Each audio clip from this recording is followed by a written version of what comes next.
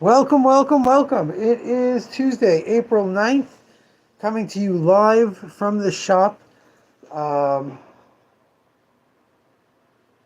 Someone recently asked which live streams you'll find me wearing a mask.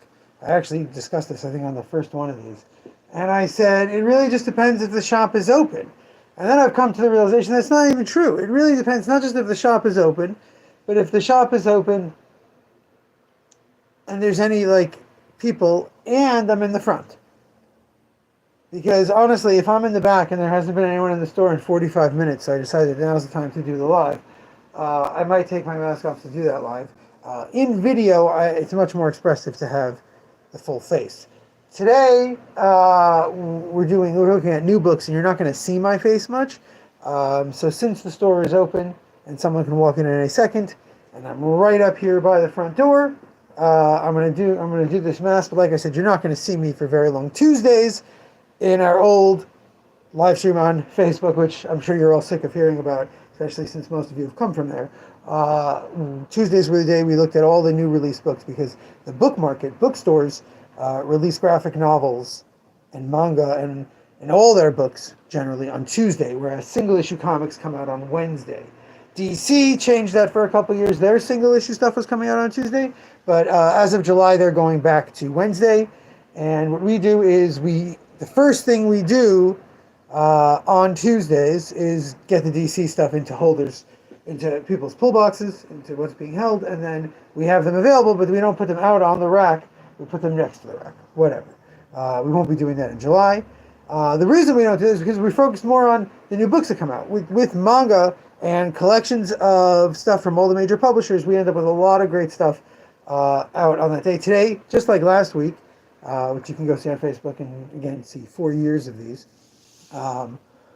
We've got 25 new books. A couple of them came out last week, and I either messed up putting them out because it was something, again, whole long story, but something that came with a month of stuff that I had to parcel out, and I made a mistake. And most of it, though, released today. So let's get a look at that. These two rows right here.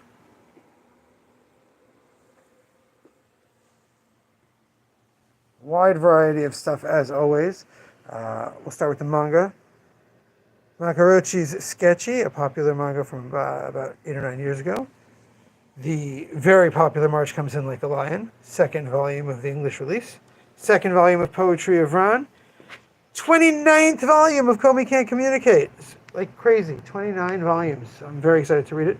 7th volume of Dan Dan, that's coming out very quickly. My understanding is Dan Dan started in like 2021 in Japan, and we only started getting the volumes in 2022. So they're catching up, but they're probably pretty close by now. The 4th volume of The Ice Guy and Cool Girl. I have a few customers reading that one. A new printing of manga of Musashi's Book of Five Rings. This is Tuttle Publishing.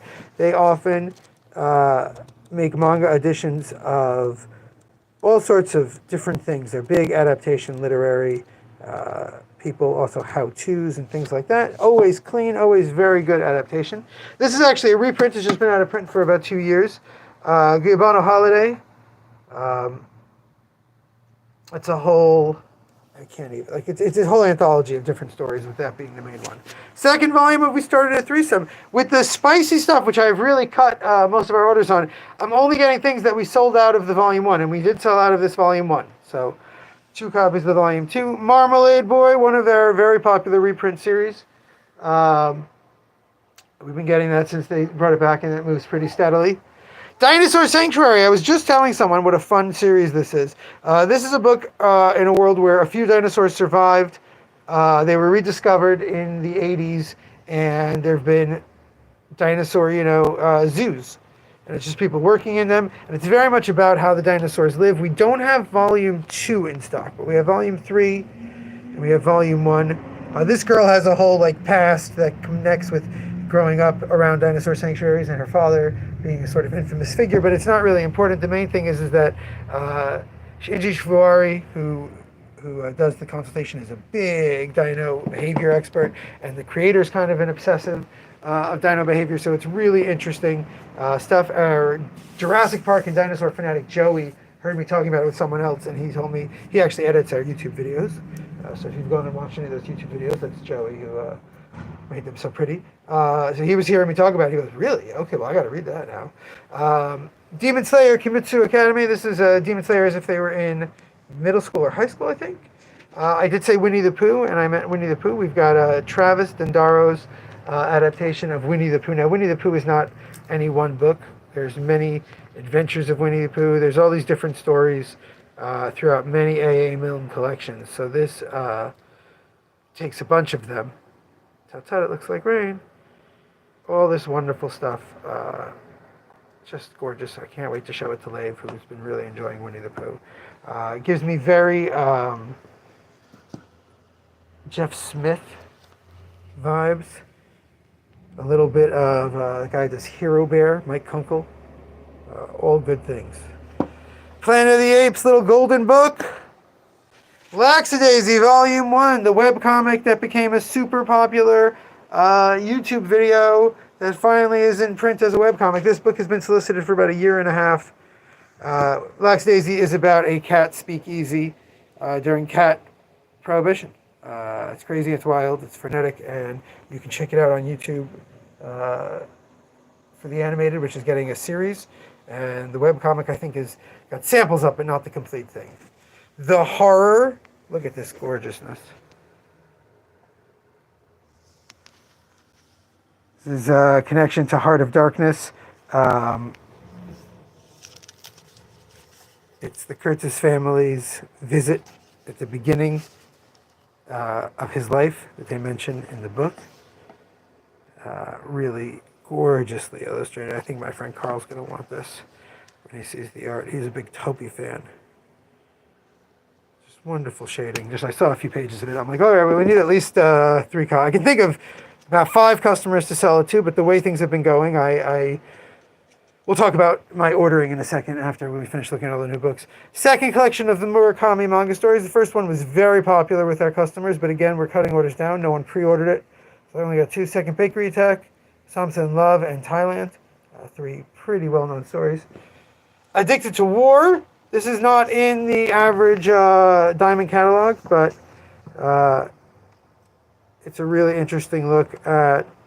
I used to read comics like this all the time to learn about these sorts of things, especially if they're a little more independent. They're not at a major publisher. They get to really be a little more bare-boned. Excellent stuff to check out. Hey, Joe!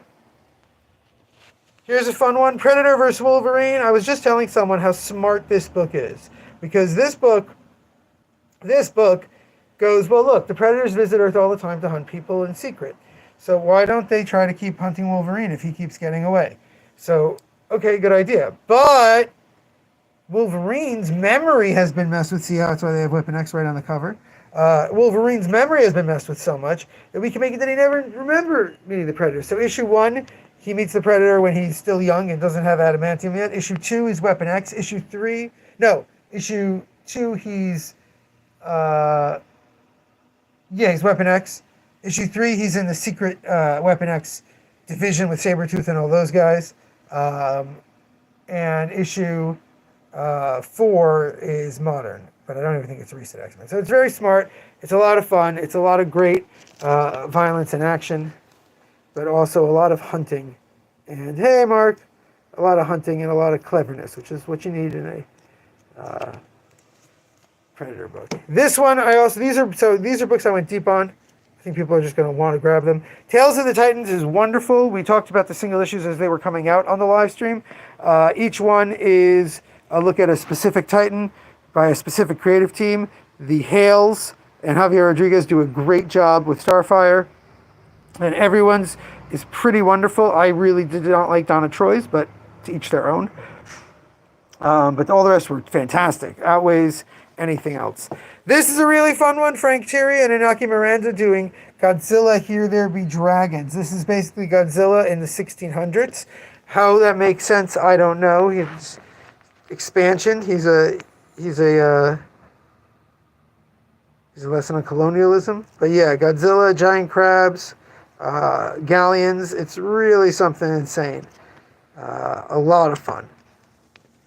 Black Widow. This is the Edmonton Noto run. This is 20-something issues of a really great Black Widow run. This is, in my opinion, one of the best characterizations of Natasha in the modern continuity. The whole point, Mark, you'll love this. The whole point is she just wants somewhere to live. That's just a home. It's not a cover. It's not a mission. It's a place she lives that's her own. And she finally ends up taking a cat in, and that makes her place feel like home to her. But Noto does an exceptional job with the art. Phil Noto, always wonderful, and he did almost every issue of the series. All the major players show up, but they all show up through these like very espionage missions that run together but don't feel forced. She gets the wrong person, so she's getting in trouble with the wrong people or the right people.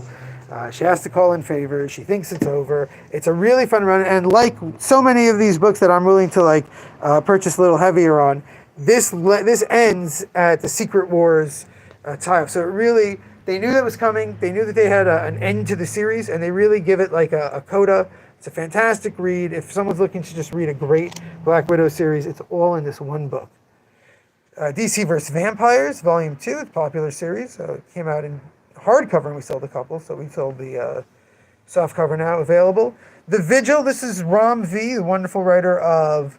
oh man, he just had something new launched. Oh, Dawn Treader is the latest one he just did, but he did Detective Comics, these Cursed Shores, a lot of great stuff. This is him doing an Indian super team for DC. A lot of really great grounded characters, a lot of discussion about why you need more superheroes in a world with all the superheroes.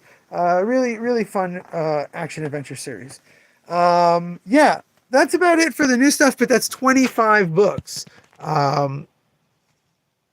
If you noticed, if you were paying attention, 3 or 4 of them have like 4 copies. Almost everything else is 2 copies or even 1. So I was talking about my ordering. Yesterday was a very slow day. I did have some customers at the end, thank goodness. But I got to work on the ordering that I left hanging from February and March because I was unsure. And a lot of the February stuff had shipped. A bunch of manga series, a bunch of manga number ones that I was thinking about. No one asked me for them. No one said anything about them. It's part of the reason I left it that long. I wanted to see how much would even really matter. There was a kid series I wanted to order that we have a bunch of the volumes of.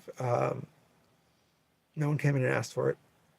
So I still ordered some because we have the rest, and it's a great series, but a lot less than I was going to. And it helped me order a lot less across the board because, frankly, we just don't sell the kind of volume we used to the point where, again, I got to do the math, but like, where's the money going to come from if we're only selling X amount of product?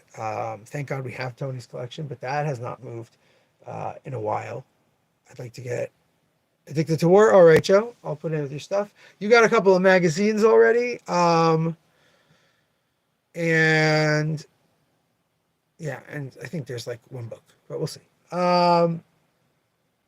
Yeah. So as I said, we're going to do a huge clearance, try and get a lot more stuff face out on Free Comic Book Day. There's going to be 90% off stuff, which is, I mean, to be fair, I was going to start off with like little statues and pops and things that we've had sitting around forever that we just need to get rid of. But a lot of graphic novels, a lot of manga are going to be in the 75% of the 90 that have just been here way too long. Yeah, and hopefully go through a summer where people buy up more old stock because it's face out, and we'll see how it goes. But yeah, new books. Joe's getting Addicted to War. That leaves only 1 copy of that left if anyone else is interested. I have DC books to get out. All of tomorrow's new single issues to put away for everyone and get together. And then I'm going to try and clean up the newly priced issues. I don't like that they're stacked up there. I will remind anyone who's local or can come in that the 50% off recent back issues ends Thursday night. After that, we're making blind bags with them. So please come and grab some. That's it. Until tomorrow, remember, damn it, babies, you got to be kind.